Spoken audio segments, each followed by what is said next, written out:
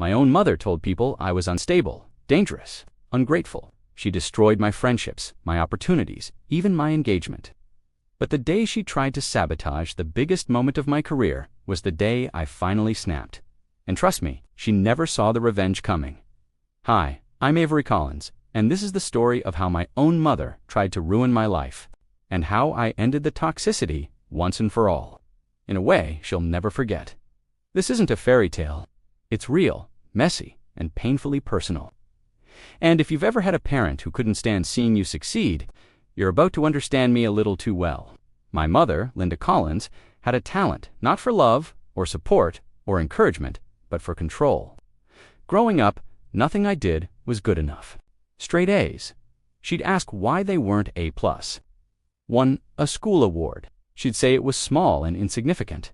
But when I got accepted into Silver Lake Broadcasting Academy, one of the best media schools in the state, she didn't congratulate me. She didn't hug me. She just said, "Don't embarrass me." That was her love language, phew. At 19, I got my first internship at a local radio station. It wasn't glamorous, but it was mine. And that's exactly why my mother hated it. Every time I talked about my progress, she would twist her face into a fake smile and say, "Don't get excited. Jobs like this don't last." I brushed it off. I always brushed it off. But then there was the day I learned who my mother really was. One evening, my supervisor called me in and said they received a concerning email from a family member, claiming I was emotionally unstable, unreliable, and prone to outbursts. Guess who the email was from? Yep, my mother. She said she just wanted to make sure they were aware. I cried in my car for 2 hours, not because I lost the internship, but because I finally understood something horrifying. My mother didn't want me safe. She wanted me small. I worked 3 jobs, saved every penny, and moved out at 22. No forwarding address, no more phone calls, nothing. For the first time in my life, I breathed. I worked relentlessly writing scripts, producing small podcasts, assisting radio hosts.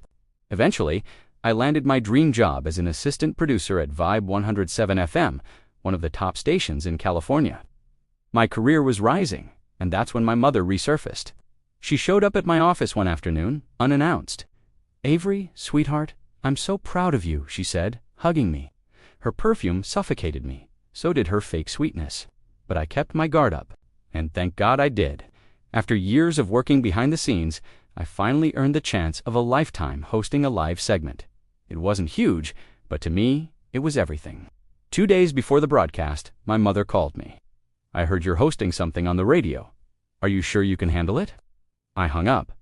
The morning of the big day, I arrived to chaos.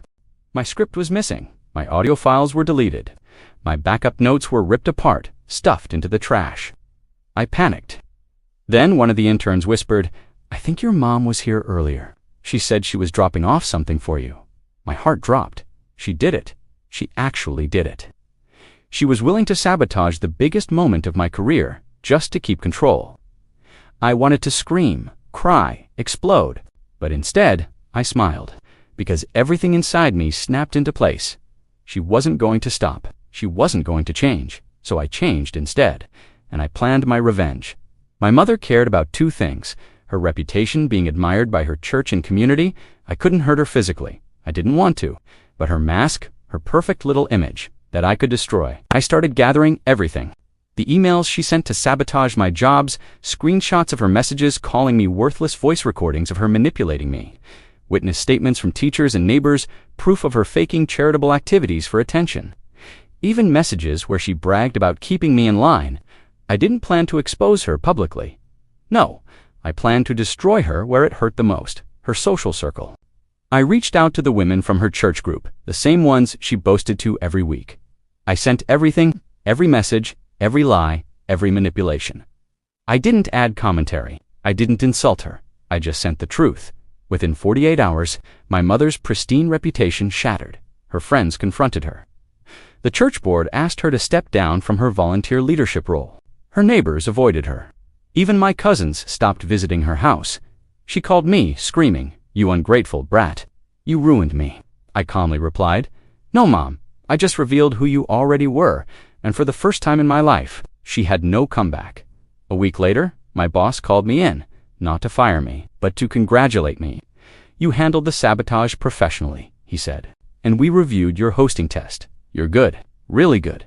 He offered me a permanent hosting slot. My dream. Finally real. I walked out of the station, the sun warm on my face, and I realized cutting off toxicity isn't cruelty, it's survival. My mother and I haven't spoken in a year, and honestly, that silence healed more than her words ever did. People think revenge is loud, but sometimes it's quiet. Sometimes it's simply choosing yourself over the person who hurt you. I didn't destroy my mother's life. I destroyed the lie she hid behind. And in the process, I finally got mine back. If you've ever dealt with a parent who tried to manipulate or control your life, just remember, you are not obligated to stay loyal to someone who hurts you. Sometimes walking away is the revenge. Thanks for listening, and I hope my story gives you the courage to take your power back to